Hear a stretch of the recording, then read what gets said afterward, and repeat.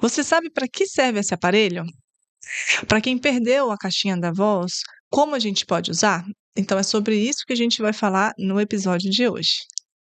Olá, eu sou a doutora Andréa Friaça, sou cirurgiã de cabeça e pescoço e sejam muito bem-vindos ao meu podcast. Esse é o primeiro episódio do podcast e eu trouxe uma pessoa, uma convidada muito especial, que ela é fonoaudióloga, ela é especialista em voz, tá? E reabilitação em cirurgia de cabeça e pescoço pela USP e ela é formada na Unesp.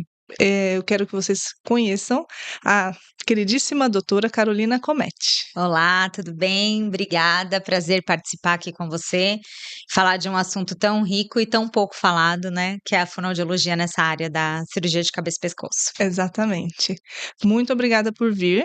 E eu queria inicialmente falar para os nossos. Às vezes tem gente que está vendo a gente pela primeira vez, tá? Cirurgião de cabeça e pescoço ele mexe muito com câncer, certo? Então, a gente costuma ter muitos problemas aí com a voz, com a deglutição, depois com a fonação, e você faz parte fundamental do tratamento adequado e na reabilitação dos nossos pacientes. Então, assim, eu queria que você falasse um pouquinho do seu papel aí dentro da cabeça e pescoço para os nossos clientes aí ouvirem, entenderem. Então, doutora, é muito legal a gente falar dessa parte de reabilitação, porque eu acho que é uma parte muito pouco falada e que o paciente não tem muita ideia, né, de como que vai acontecer o pós. A gente recebe o paciente muito fragilizado, primeiro por conta do diagnóstico, né, que é um Sim, diagnóstico, normalmente é um diagnóstico de um câncer. O paciente, ele vem, de certa forma, com uma certa mutilação ali, porque é laringe, né, a garganta, língua, boca. Então, a gente recebe o paciente nesse momento difícil e a primeira coisa que eu faço sempre é tentar fazer o acolhimento dele e explicar tudo que está envolvendo essa questão dele a partir de agora. Como que vai ser a vida dele agora? E as funções principais ali, né, deglutição e a fala. Então, esse é o que eu trabalho bastante. Hoje em dia, seria ideal, que a gente gostaria muito, que é receber esse paciente antes, né, no pré-operatório, para que ele pudesse ter essa orientação antes e já chegar na cirurgia e sair da cirurgia já sabendo tudo aquilo. Mas a gente sabe que isso não é uma realidade. Aqui no nosso país não é. uhum, E então, quando o paciente chega, a gente tem que fazer uma avaliação, então, do que foi afetado da cirurgia, né, dentro do que ele foi submetido, e aí, a partir daí, definir o tratamento. Se a gente tem que reabilitar a voz, se tem que reabilitar a deglutição, se é as duas coisas, se o paciente vai fazer o tratamento complementar, a químio não mexe muito assim, mais no estado geral, mas a radioterapia que influencia demais, bastante, né, né? nessa parte da função, para a gente poder ajudá-lo da melhor forma. Ah, excelente. E uma das coisas que a maioria dos meus pacientes me perguntam é: mas e aí, doutora, eu consigo me recuperar totalmente? Eu consigo tirar a sonda? Eu vou conseguir comer depois, respirar, falar? Então, e aí isso depende bastante, É, né? Depende, da assim, cirurgia. de que tipo de lesão, a extensão, a cirurgia, né? O tamanho da cirurgia que foi feita. Então, o que eu sempre digo assim, a gente tenta trazer a deglutição e a fala para o mais próximo do padrão normal. Certo. E muitas vezes a gente consegue. Hoje em dia, se iniciar a fonoterapia logo em seguida, sem demorar demais de pós-operatório, a gente consegue até cirurgias menos invasivas. Então, depende, varia muito. O que eu oriento é que eu sempre vou buscar a normalidade, o mais próximo da normalidade. Mas Certo. hoje a gente tem sim, paciente se adaptando muito bem, opções de fala, quando o paciente não vai ter condições mais de usar a voz normal. Deglutição, existem consistências que a gente pode mudar, pozinho para espessar o líquido, deixar ele mais grosso para não engasgar. Então a gente vai tentando ajustar dentro do que o paciente está podendo naquele momento, naquela condição. Então depende muito do tipo de cirurgia mesmo, a extensão e tudo mais. Tá, e assim, quando o paciente foi pra cirurgia, acabou a cirurgia, quando que você acha que é o melhor momento para começar o tratamento com vocês da fono? Assim, se dependendo do caso, se a gente vamos pensar num paciente mais grave, assim, com um retalho cirúrgico maior, aí a Um gente tumor espera bem ali. extenso aí de boca ou laringe ou Então, vamos pensar, vamos acho que pensar mais até primeiro de assim. boca, sabe? Língua, mandíbula, Uhum. às vezes até que tem que fazer uma reconstrução, algum enxerto. Então, a gente não mobiliza muito ali naquele momento, até por conta de cicatrização, esse tipo de coisa. Mas, assim, hoje em dia a fono trabalha no hospital, no leito, né? Sim. Então, assim, o paciente sai da cirurgia cirurgia, no dia seguinte a gente já passa lá, vê como ele tá, vê se é possível uma deglutição de saliva, pelo menos, né? Uhum. Alguma orientação específica. E aí a gente vai dentro do que o médico nos permite, a gente vai, assim, avançando nesse processo terapêutico. Então, também depende muito do tipo de cirurgia da extensão. Se você pensar numa cirurgia de tireoide, por exemplo, e eu quero trabalhar a voz, eu já posso começar, não tem Ótimo. problema, né? Mas se é uma Imediato. cirurgia mais extensa, com reconstrução, aí a gente tem que esperar. Aí vocês que mandam. Se a gente pensar numa cirurgia de laringe, assim, que é a caixinha da voz, é aquela cirurgia em que a gente tira ou modifica bem a laringe, que é por onde a nossa voz, né, é formada, e também é como se fosse um diafragma, que tem a epiglote, que baixa ali para impedir que tenha a deglutição e não vá a comida para o pulmão, sabe? Estou explicando porque tem muita gente aí que não sabe muito bem o que é a laringe, né, que é essa caixinha da voz. Então, pensando aí que o paciente operou a laringe, teve um câncer na caixinha da voz, e que precisa de uma recuperação. Quanto tempo, mais ou menos, vocês começam a mexer, pensando nisso? Da mesma forma, a gente já vai no leito mesmo atender o paciente, né? Eu digo que a laringe é essa coisinha durinha, esse caninho durinho aqui, né? É isso. E principalmente ali, se a gente faz uma cirurgia de laringe, tira toda a laringe, a gente vai ter uma alteração mais de voz do que de deglutição. Se Uhum. a gente faz uma cirurgia parcial, aí a gente envolve as duas coisas. Então, aí dependendo do tipo de cirurgia que foi feita, se o paciente estiver bem, estado geral, tudo tranquilo, a gente já vai começar a tentar mobilizar alguma coisa, né? Então, Ótimo. alguma tentativa de deglutição de saliva, como eu te falei, ver como é que tá a mobilidade de estrutura, de pescoço, até para ele não ficar com uma rigidez muscular muito grande. Tem as físios também que trabalham essa parte, mas eu sempre mexo bastante, né, a parte muscular, que eu acho que é importante. Musculatura extrínseca, que acaba atuando junto, né? Uhum. Então, e aí cicatrizar, aí depende da cicatriz. Às vezes a cicatriz já tá um pouquinho, né, sei lá, alguma deiscência, tipo, meio que Aí, abrindo, ou deu uma inflamaçãozinha, aí a gente para. Então, depende da condição do paciente. Mas hoje, no leito, a gente já começa, sempre de uma forma leve, certo. e aí a gente vai progredindo de acordo com a possibilidade Uhum. do paciente. Mas o que é importante, a atuação ela tem que ser precoce, né? Uhum. Então, de preferência imediata. Então, os hospitais, os grandes hospitais hoje têm o serviço de fono, que vão atuar ali naquele momento, e depois que o paciente estiver alta, aí sim ele passa pela reabilitação fonoaudiológica mesmo, propriamente dita.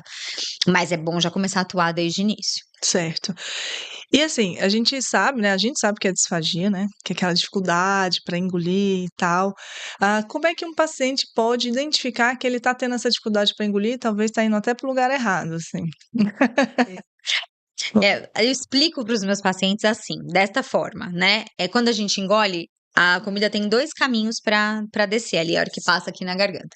Ou ela vai para o lado que tem esôfago, estômago, que é o lado certo que deveria ir, ou ela vai para o lado ali que vai ter prega vocal, traqueia, pulmão. E quando ela vai para esse lado, é que a gente engasga. Então, às vezes a pessoa fala assim: "Ah, foi pro lado errado". É real, isso foi pro lado errado mesmo. Então, esse é o principal sinal, o paciente ter tosse, o paciente engasgar na hora que ele tá comendo, né, ou sentir o alimento parado, isso é muito comum em pacientes que têm câncer de cabeça e pescoço, às vezes antes da cirurgia eles já sentem isso também, porque o câncer ele vai crescendo, o tumor, ele vai diminuindo o espaço da passagem, e ali o paciente sente uma coisa de bolo, tem um bolo, um negócio parado, então isso também pode acontecer. Então, a sensação de alimento parado é um sinal de alerta, o engasgo, né, a tosse é outro sinal de alerta, uma sensação de cansaço na hora que tá comendo. E aí, claro, se o paciente estiver acamado, a gente vai ver saturação, aí tem outras coisas que a gente pode medir, mas o paciente em casa mesmo sozinho, são esses os sinais principais. Ah, legal. Então a gente tem que observar bem, né? Porque tem alguns pacientes que estão esperando para a cirurgia, igual você falou. Então, ele está em casa e pode ter uma progressão daquele tumor. Então, ele tem que estar bem atento, porque às vezes eu já cheguei a ir para a cirurgia, o paciente chega lá com pneumonia. Porque tem esses sinais de alerta, a gente avisa, a gente manda para fundo, sugere uma sonda nasoenteral, né, que é aquela que vai pelo nariz, que vai comer independente da boca, mas muitas vezes tem alguma resistência antes da cirurgia a colocar esses aparatos que podem ajudar a deglutição. E aí, se os pacientes não se atenderem ao que a doutora falou, o que pode acontecer é ir para o lugar errado e ter uma pneumonia e atrapalhar ou atrasar uma cirurgia. Isso daí se torna bem grave, né? E às vezes eles estão esperando há tanto tempo, né, dependendo É, de onde ele vai fazer a cirurgia, tá esperando há tanto tempo e a hora que tá chegando o momento, o paciente tem uma intercorrência e não consegue fazer. exato, Então, uma pneumonia vai impedir. Fora que pneumonia para um paciente oncológico grave. é muito grave, né? Então, tem que ficar muito atento mesmo. Uhum. E aí, a principal questão aí que a gente tem que ter esses sinais de alerta, então, é para fazer com que o tratamento ocorra de fato e ocorra da melhor forma possível, com a melhor rapidez e desfecho possível. Então, observar em casa, quem tem algum problema de laringe, que vai operar algum tumor de boca, eh, ter atentar a esses detalhes que você falou, né, porque se tiver acontecendo isso, tem que procurar o pronto atendimento ou então retornar com o mais breve possível no ambulatório do seu médico, porque existem outras saídas, né, a fono pode agir, porque ela vai diagnosticar a disfagia. E como é que você consegue diagnosticar, assim, o paciente chega para você e fala: "Tô comendo e tô com tosse". Aí, você vai ter algum aparato que você usa para diagnosticar isso, para falar: "Olha, precisando de uma sonda", alguma coisa assim? A disfagia a gente detecta, por meio de uma ausculta com estetoscópio. Aquele mesmo esteto que o médico ouve o coração, né, Uhum. a gente coloca no pescoço, e Ótimo. aí a gente ouve a deglutição. O som da deglutição, ele tem cliques específicos, ele tem Uhum. som específico que a gente consegue auscultar e ver que fez todo o caminho do bolo alimentar, da comida, né. E se a gente não ouve todos os cliques ou se a gente ouve um ruído ali no meio, pode ser que a gente tenha um sinal de penetração ou de aspiração do alimento, ou seja, o Uhum. alimento indo lá para o pulmão. E se o alimento fica parado, a gente ouve o alimento parado, a gente chama de estase alimentar. Você consegue perceber que o alimento está parado ali. Fora que a dinâmica é outra, né, o paciente fica mais cansado, você percebe que na hora que a gente engole, na hora que eu vou engolir, minha garganta sobe, ó. E quando o paciente tem um tumor grande ali, talvez não suba o tanto que deve, por isso o alimento fica parado.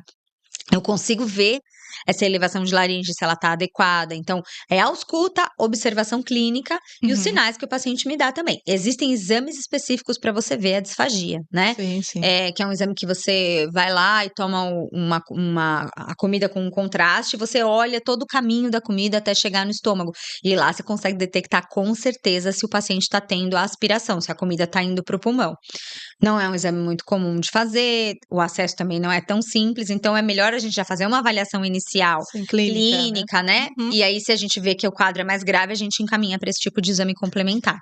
O esofagograma que você falou, né, que a gente usa um alimento paritado, dá para o paciente, é um exame muito difícil de conseguir. Já pedi algumas vezes, porque às vezes tem paciente que já operou há muito tempo e tá com aquela recuperação um pouco mais lenta, e aí a gente pede para auxiliar clinicamente o fono, para a gente ver se tem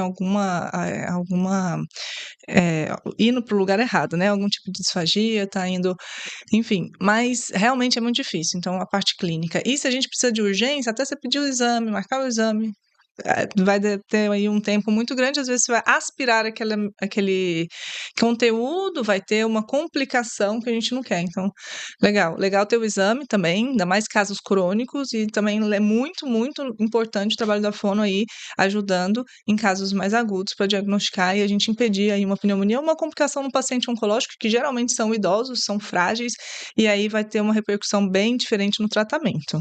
E uma coisa, assim, que eu sempre falo para os meus pacientes é assim: "Nossa, vou ter que colocar uma sonda". Se o paciente está no pré-operatório, teoricamente essa sonda ela vai ser provisória.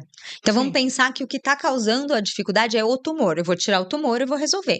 Claro que existem as sequelas pós-operatórias, mas sim. não necessariamente o uso da sonda é permanente. Então eu sempre tento explicar para ela: "Vamos por agora, para você conseguir ter uma nutrição boa", até porque às vezes o paciente não está nem conseguindo comer, está ficando cada vez mais fraco, perdendo mais peso, e vai ter que enfrentar uma quimioterapia, uma radioterapia e não tem nem condições para isso, assim.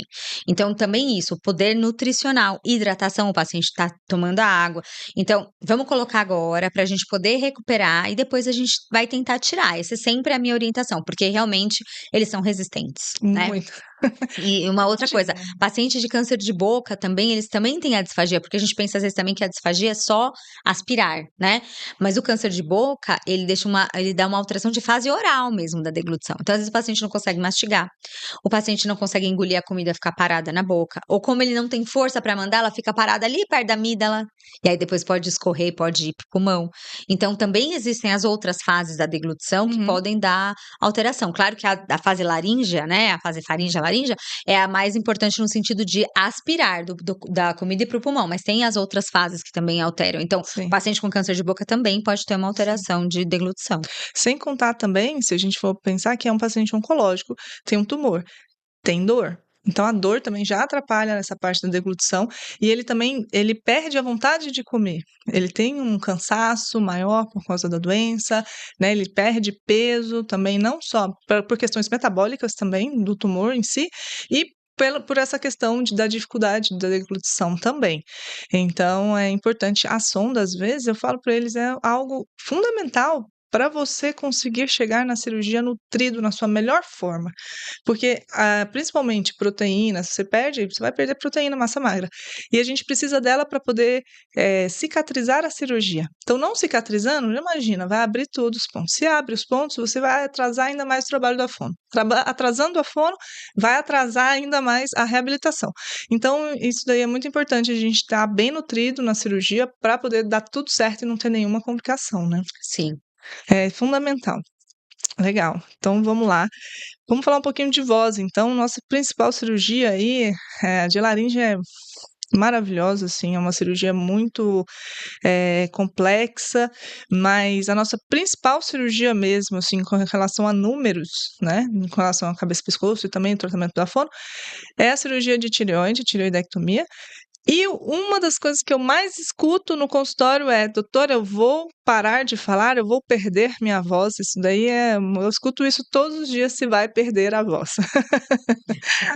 Vamos lá, e aí, eu vou perder a voz? Então, é assim, na verdade, a parte da tireoide também é a que eu mais faço, porque acho que também é a que tem um volume maior, e eu trabalho muito paciente de tireoide, né, e eu tenho, eu não sei nem se a gente ia falar sobre isso, mas se for, eu já estou me antecipando, que é um trabalho de pré-habilitação, que a gente chama, que é uma consulta pré com os pacientes de tireoide. Todos eles a gente gostaria de fazer, né? Mas o paciente de tireoide, em que a gente faz toda uma avaliação vocal pré. Então, a gente grava a voz do paciente, existe um programa específico que a voz fica lá gravada, para a gente poder ter um comparativo de antes e depois. E já passo também alguns exercícios pro paciente fazer antes da cirurgia, tá? Legal. Esses exercícios para quê? Para fortalecer a musculatura vocal. Para que se eu tiver uma alteração, né, no pós-operatório, ela tende a ser mais leve e se recuperar mais rápido, tendo um músculo forte, né? Então, isso é uma coisa muito bacana da gente fazer. Porém, não é uma realidade, assim, para todos, então são poucos os pacientes que a gente consegue fazer. E nessa consulta, eu faço toda a orientação vocal. Então, vou perder a voz, vou ficar sem falar? Isso todos os pacientes perguntam. Então, o que acontece ali na cirurgia de tireoide, né? Por conta da proximidade do nervo ali, também não sei se a gente ia falar disso, mas já tô falando. Mas depois a gente vai se aprofundar.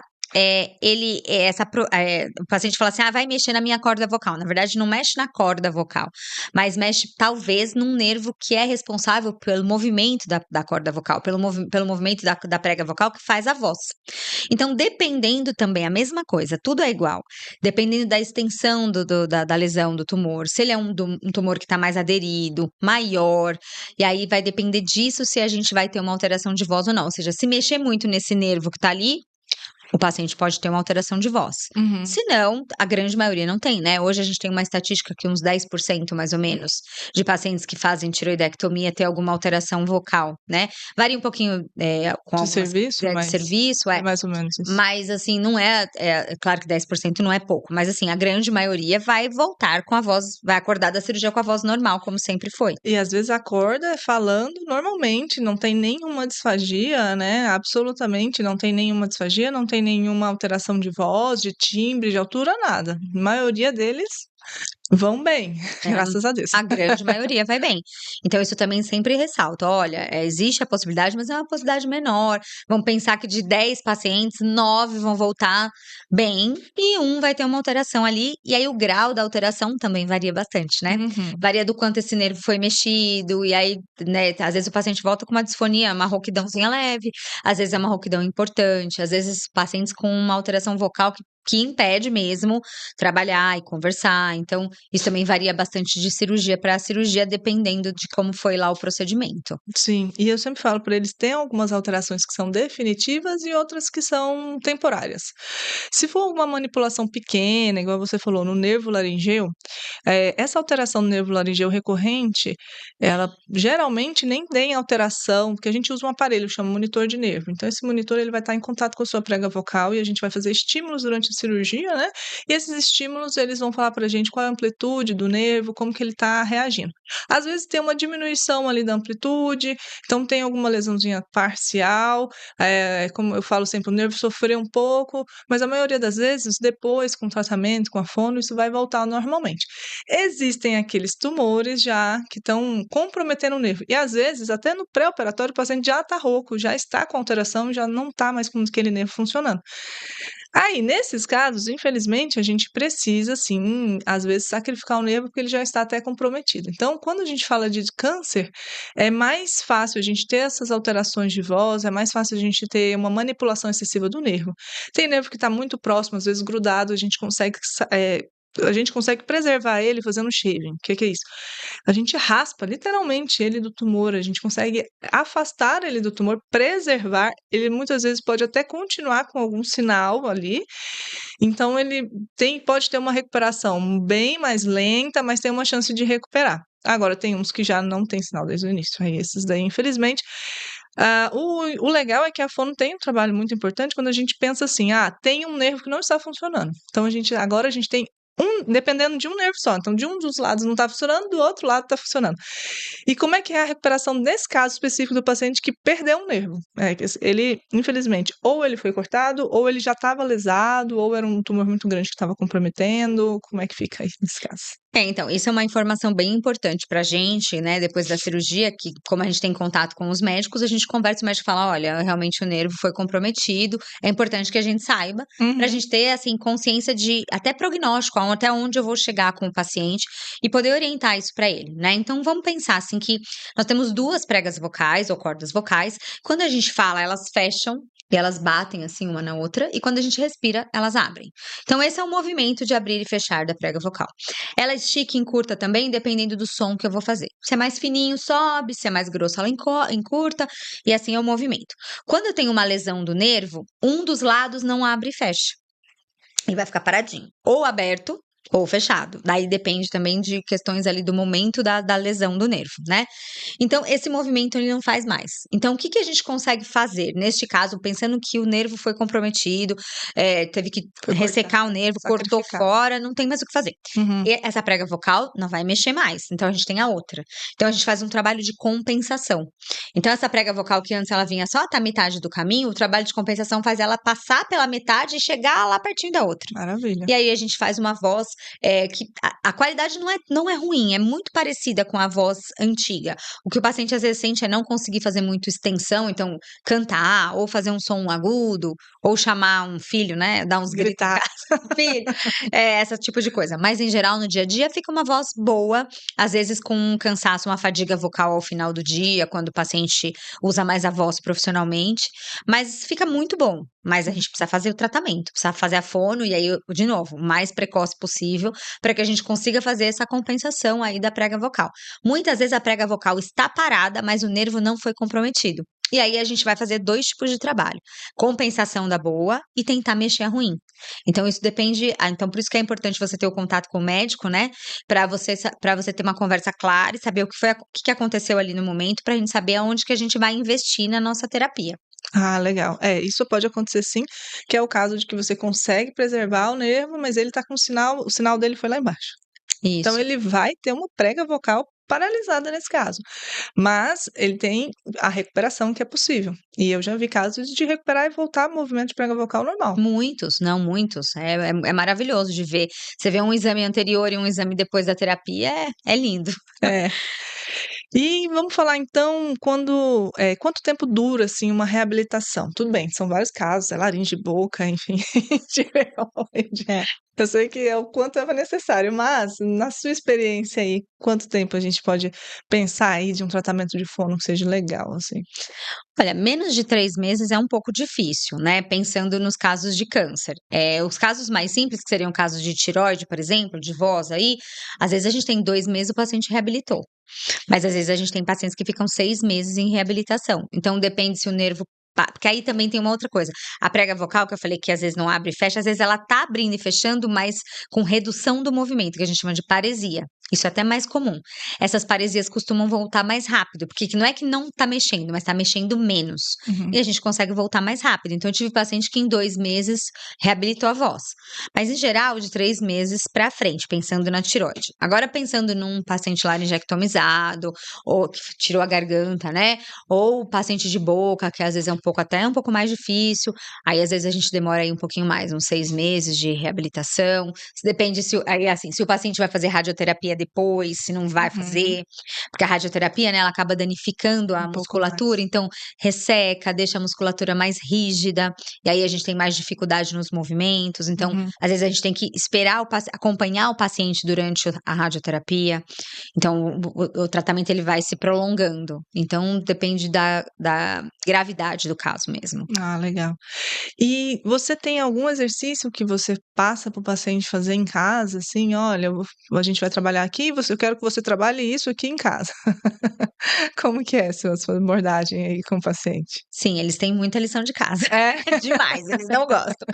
Mas tem, porque assim, a gente não consegue fazer fono todo dia, eu atender o paciente todos os dias, né. Às vezes a gente atende o paciente domiciliar, porque o paciente está muito debilitado. Hoje a gente faz muito atendimento online, que funciona muito bem, principalmente de voz, dá para fazer tranquilo. E só que a gente não faz todos os dias, né, por diversos motivos. Então o que que a gente faz? Junto com o paciente os exercícios e depois a gente passa uma liçãozinha de casa lá. Eu costumo passar vídeos. Então eu gravo um vídeo e mando. Você vai fazer igual. Porque assim eu vejo que o paciente está usando exatamente a técnica que eu estou pedindo, chegando no agudo do jeito que eu quero, manipulando a laringe do jeito que eu quero, ou a gente escreve, né? Mas eu gosto de gravar vídeo, porque eu acho que fica mais fácil para o paciente ver. Então eu peço para ele fazer todos os dias. Eles fazem? Não, na maioria das vezes não. Mas a gente Sei como pede, é. né? E quanto Uhum. mais o paciente fizer, eu sempre falo isso, mais rápido ele vai Tá. reabilitar. Uhum, sim, Então tem que fazer, não tem muito jeito. certo. E assim, pensando nos pacientes no tratamento online, que é uma coisa meio nova, assim, que veio né, com a pandemia, veio como consulta, tratamento, tudo online. Você costuma ter algum paciente que você não indica um online ou todos os pacientes você pode indicar, pode fazer com ele no conforto do lar, né, para não ficar às vezes o paciente está com sonda, com traque, ou então até de tireoide que está normal, mas mesmo assim tem que se deslocar. Achei interessante essa questão do online, para você explicar um pouquinho pra gente.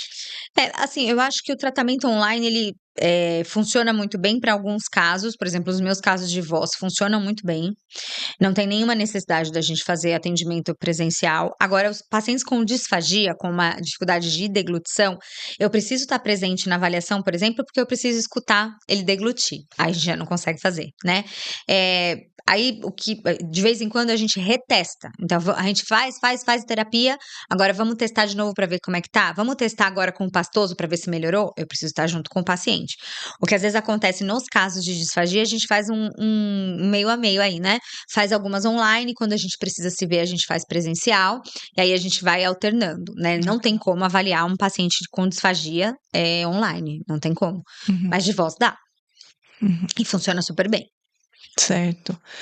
E tem algum, não sei qual, o maior erro, assim, dos pacientes após a cirurgia, assim, que você considera com relação a essa recuperação Olha, em geral é achar que ele não precisa da tratar, fono? né, não precisa dar fono. Nossa, isso é muito Eu frequente. posso imaginar. Tanta pessoa eu falo: "Olha, vai na fono, você vai se recuperar super bem", e ele fala: "Não, precisa não, tô ótimo, minha voz tá É, ótima". eles estão ótimos, é. Então, assim, às vezes você ouve aquela voz, assim, que terrível, ou você vê o paciente comendo super mal, e eles não querem fazer, né, por diversos motivos. Primeiro, porque eu acho até que o paciente não sabe a importância da fono no tratamento, por mais que o médico fale: "Ó, você tem que ir na fono", mas ele não sabe exatamente o porquê. né, então eu acho que tem essa questão. E existe a questão também financeira, porque os convênios normalmente não têm a fonoaudióloga especialista nessa área, então eles têm a fono lá, que não é formada nesta área, então a fono, do mesmo jeito que a medicina, ela tem as especialidades. Tem a fono que atende as crianças que têm atraso de fala, tem a fono que atende a criança que é surda, tem a fono que atende quem é gago, e tem a fono que atende os pacientes de câncer de cabeça e pescoço. E isso é importante a gente saber. Eu, às vezes, recebo uns pacientes 6 meses depois, falando assim: ah, eu fui na fono do convênio, porque eu tava sem voz. Mas não adiantou nada. Fono não adianta nada. E aí a gente vai ver, e não é que a fono não era competente, mas ela não tinha formação para aquilo. Então é a mesma coisa assim: eu preciso tratar minha gastrite, eu vou no dermato, não é, né? Eu Uhum. tenho que ir no gastro. Então é isso. É bem isso. Então, isso acontece muito. Então, o que eu acho é sempre assim: é importante o paciente saber que ele precisa reabilitar. E que Uhum. dá. Uma outra coisa, às vezes eles acham que não tem mais jeito também. Ah, não adianta, vou ficar assim mesmo, minha voz não vai melhorar. Ah, eu não vou conseguir tirar essa sonda, não vou conseguir nunca mais comer.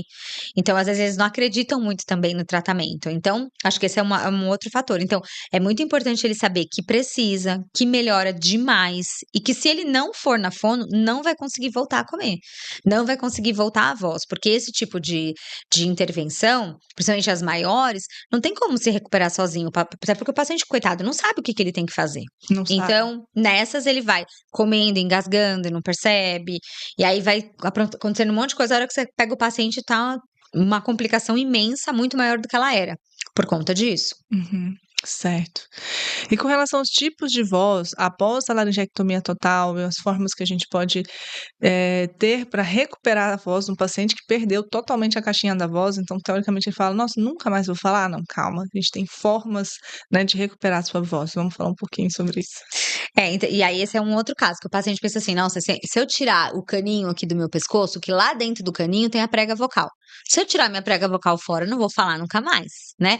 E o paciente vai falar, porém ele não vai mais falar com prega vocal. A gente vai ter uma outra forma de falar. Dentro das possibilidades aí, a gente tem a voz esofágica, Uhum. que é uma voz aí que a gente consegue. Só que é uma voz assim que não tem muita fluência, né? Então o paciente consegue falar poucas palavras. Eu já vi alguns pacientes de voz esofágica bem, mas posso te falar que foram muito poucos. Porque é uma voz assim, tem uma técnica toda que você tem que. Trazer uma voz ali do esôfago, um som, um ar, na verdade, não é uma voz. A voz vem do esôfago, né? Mas é um ar ali do esôfago. Então é muito difícil fazer esse processo sem você ter nenhum aparato, nenhuma estrutura. E aí disso vieram as válvulas de fala, né? Na verdade, a prótese vocal, vamos pensar nessa primeiro, que é uma prótese que é colocada aqui no buraquinho, porque se o paciente tirar a caixinha toda a laringe, ele vai ficar com aquele buraquinho, com a traqueostomia. E aí é nesse buraquinho, é nessa traqueostomia que a gente coloca, né, essa prótese vocal, essa válvula aí de fala, e o paciente vai conseguir fazer com que essa voz, esse som aí que vem do esôfago, esse ar que vem aí, ele consiga ter fluência. Então ele consegue falar um pouquinho melhor. Uhum. Não fica tão cansado, tem mais clareza da voz. Hoje a gente tem algumas válvulas de fala que o paciente não precisa nem tampar mais, Sim, né? sim. Que a voz já fica muito fluente. E então tá tudo muito modernizado, né? Então, só que aí a gente precisa avaliar se o paciente tem condições de usar aquela válvula naquele momento. E aí, para conseguir colocar e fazer o treino, a gente tem que ensinar. De qualquer forma, tem que fazer fono, porque a fono tem que ensinar o paciente a falar com aquela prótese, Aparato com aquele novo. aparato, exato. Uhum. E tem também a laringe eletrônica, que a gente até trouxe uma aqui, né? Posso pegar Ah, aqui? claro, claro.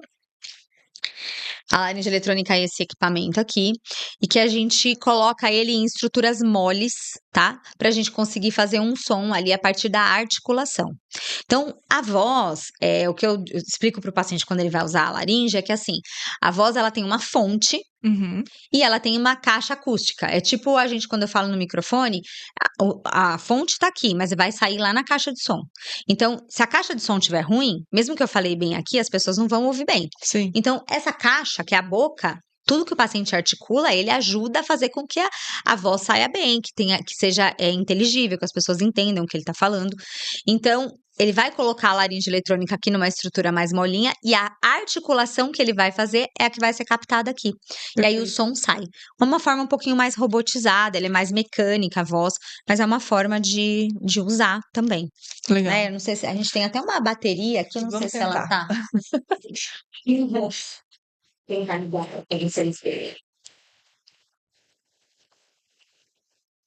Então, para escolher qual é a melhor forma que a gente vai usar, aí assim, a fono, junto com o médico, né, vai explicar ali, vai avaliar o paciente e ver as melhores possibilidades para ele Sim. dentro da situação que ele se encontra ali, né? Depende um pouco também da cirurgia, da extensão, se teve retalho ou não, se a gente consegue colocar. A maioria dos pacientes são elegíveis, sim, à prótese fonatória, que é essa fístula, né? Uma comunicação entre a traqueia e a laringe.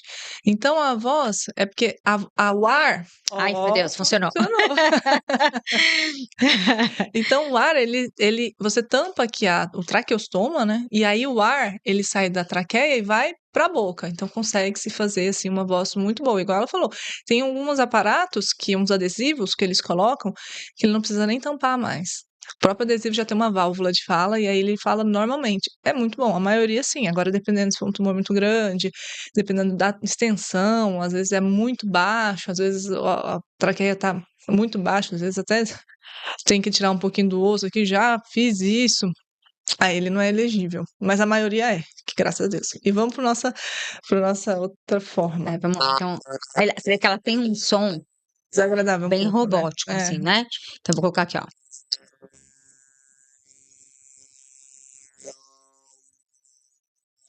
Vou falar meu nome.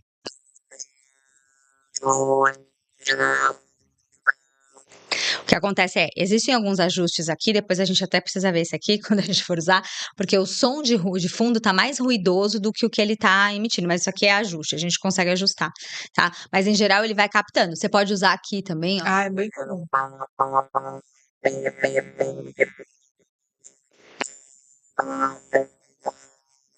Tá? Então você vê, aqui até ficou melhor do que a bochecha. Sim. E aí também tem isso, a gente vai ter que ver no paciente em qual lugar adapta melhor. Porque o que acontece? Aqui, ó, às vezes dependendo do retalho, alguma coisa que ele fez aqui, a gente não consegue, né? Aqui na lateral, menos ainda. E o paciente tá rígido, né? Rigidez muscular. Então, também temos esse problema. No meu caso, eu não tenho. Então, aqui fica mais perto da região da prega vocal, fica mais fácil.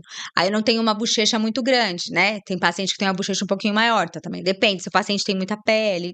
Então a gente vai fazer o quê? Aí assim, usar a laringe eletrônica, precisa da fono também, porque aí a gente vai ter que ajustar, ele aprender a usar, aonde vai colocar, onde fica melhor. Falar pra ele que ele tem que falar devagar, articular bem, porque senão não vai captar nada.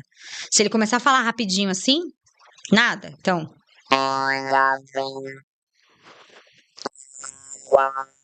Aqui ficou bom pra mim. Então dá pra usar, tá? Mas assim, é uma qualidade, dá pra entender, mas é uma qualidade que incomoda muitos pacientes. Então, ela não é muito usada, assim, o paciente não tem, a adesão do paciente não é muito boa. Em alguns casos, assim, o paciente se adapta bem, mas eu digo que, então hoje, quando a gente pensa em prótese vocal, as válvulas de fala, tá muito melhor, por conta da qualidade, por conta da comodidade de que você não tem que carregar, né? Só que não são todos os pacientes que podem usar. E aí a gente parte para uma laringe eletrônica. Então, assim, isso é realmente uma avaliação que é feita médico, fono e o paciente também junto para ver o que ele quer, para a gente tentar ajustar o melhor para ele. A grande maioria é candidato à prótese, né? Que é a melhor recuperação vocal. No meu ver, eu acho que o seu também, né? Sim. Melhor recuperação do paciente laringectomizado. Mas é um aparelho muito caro. E a gente troca, no mínimo, aí uma vez por ano. Tem que trocar o aparelho. Tira, põe um novinho, porque dá fungo. É um aparelho, né? Então, ele tem todo um desgaste aí da utilização. E aí a gente, às vezes, precisa fazer essa troca. E cada aparelho daquele é um custo bem elevado. Então, assim, pacientes assim, SUS, às vezes, não são elegíveis muito por conta da questão financeira, infelizmente. E tem poucos centros que fornecem, né, a prótese para a gente colocar aí durante a cirurgia. Mas, graças a Deus, os que têm convênio geralmente conseguem, sim, utilizar e fazer essa troca aí que precisa ser feita o resto da vida. Tem que sempre estar trocando, porque dá fungo, é normal. Tem que ter uma higiene da prótese muito importante, todos os dias tem que limpar, sabe? Não é todo mundo que faz isso adequadamente. Infelizmente, acaba perdendo. Já tive paciente de trocar aí, 3 meses depois já não estava mais funcionando, já estava cheio de fungo aí. a gente precisava trocar e tem um custo da troca da prótese, né? Eu ia falar isso, eu já vi vários pacientes perderem a prótese muito cedo por conta disso, porque não fez a higienização correta, infectou, enfim, ela para de funcionar. Então tem várias questões que também tem que ser ensinado, o paciente tem que aprender a limpar, normalmente o acompanhante que vai fazer, né? Porque isso também influencia bastante. Mas assim, se você vê lá, quando eu me formei lá, a gente não tinha nada, nenhuma opção dessa. A gente só tinha voz esofágica mesmo, né? E a voz esofágica você emitia um som, um por vez, né? Pouquíssimos, como eu falei, pouquíssimos pacientes fluentes. Hoje a gente vê como modernizou e como avançou. Então, por isso que eu falo, nunca falo pro paciente, não tem como mais, porque tem tanta possibilidade e a gente vai tentando a que ajusta melhor para ele. Ah, legal, legal. É isso. Você tem mais alguma coisa que você queira acrescentar? Achei que foi maravilhoso. Não, achei que foi um papo bem esclarecedor, né? O que eu sempre falo, assim, é um alerta para as pessoas, né, sobre procurar ajuda, né? Sim. Porque isso é uma coisa importante, é acreditar que funciona, que vai dar certo, se empenhar, porque realmente precisa de uma dedicação para tudo que a gente vai fazer. E aí, quando vai começar a fazer uma terapia, pouco falar da fono, que é a minha área, né? É cansativo, às vezes demora, então o paciente vai desanimando. Mas os resultados são visíveis, aparecem, né? Muda a vida do paciente. Então tem que buscar mesmo, né? Essa ajuda, esse apoio o mais cedo possível. E acho que até os médicos, a gente vive num contexto diferente, né? Mas a gente sabe que tem regiões que os médicos nem Nem sabe. encaminham, né, para fono. Então eu já atendi paciente que, assim, online do Maranhão, que faz fono comigo e que não sabia que tinha que fazer fono depois da Da cirurgia de cirurgia. tireoide, que ficou sem voz, né? Nossa. E aí viu alguma coisa na internet ou no Instagram, me viu lá, falou: "Nossa, essa menina aí faz a pessoa voltar a falar, vou falar com ela". Daí isso aí deve ser magia. E aí a gente conseguiu, né? Ah, isso é Então, muito bom.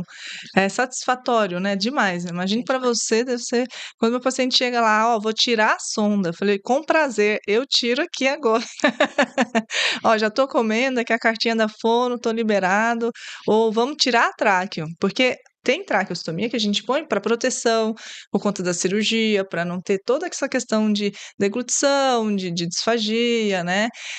Então, às vezes, é questão de reabilitação, você consegue tirar a sonda, consegue tirar a tráqueo, o paciente volta a falar, volta a comer, isso é muito satisfatório. Imagino para vocês também deve ser mais ainda, né. não, é maravilhoso. Quando a gente consegue, assim, porque é suado, né? É suado pra gente, pro paciente, e fica todo mundo naquela ansiedade, né? Naquela angústia, e em geral dá certo. É, sim. Então, fazendo direitinho, né? É o que eu falo, começando cedo, fazendo tratamento direitinho, a gente consegue. Então, por isso que é tão importante o paciente ter acesso a isso, né? O problema é saber que tem, procurar, né? Existe, né. Exatamente. E tem que ser uma fono, né, igual a doutora que eu trouxe, tem que ser uma fono especialista, tá, em voz.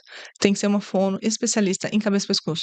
Porque não adianta ir numa fono generalista que infelizmente é porque ela não vai conseguir fazer o trabalho que a gente precisa, ela não vai conseguir reabilitar você. Então assim, se por um acaso você precisa, procura a doutora, minha colega, fala seu Instagram. Vou falar. Então, lá no meu Instagram eu tenho bastante informação, assim, da área de cabeça e pescoço.